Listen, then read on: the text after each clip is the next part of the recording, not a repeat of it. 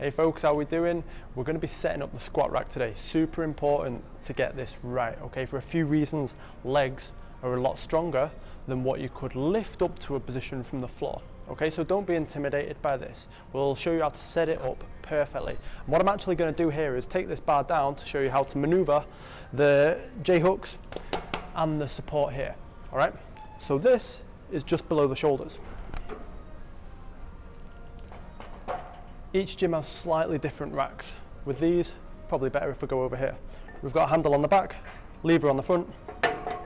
We pull out and we just position them, which is going to be just lower than your shoulder height, okay? To work out where to put these, also super important, is just the bottom, just below the full depth of your squat, okay? So worst case scenario, we can just move out of it and everything's good. The way that these move, dead easy, we clip in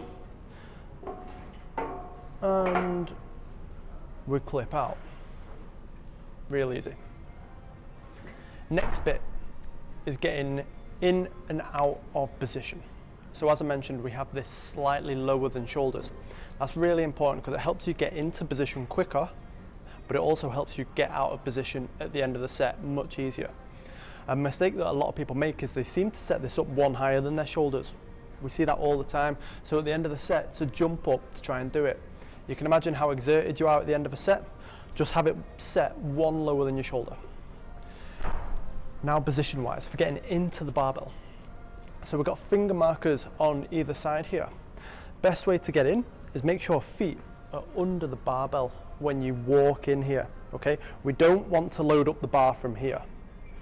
What we want to do is we want to get a good grip on the bar, make sure we're nice and central with many different markers that we've got. Walk the feet under the bar,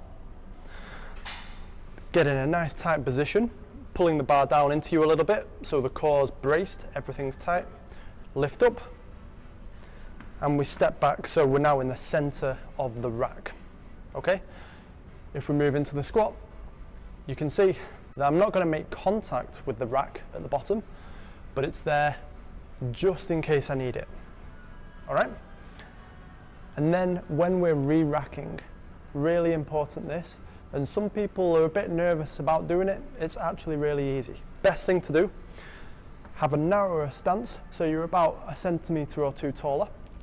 Then you just walk forward, make contact, both sides, don't be afraid of making contact, okay? So you make contact, slide down, and you're out.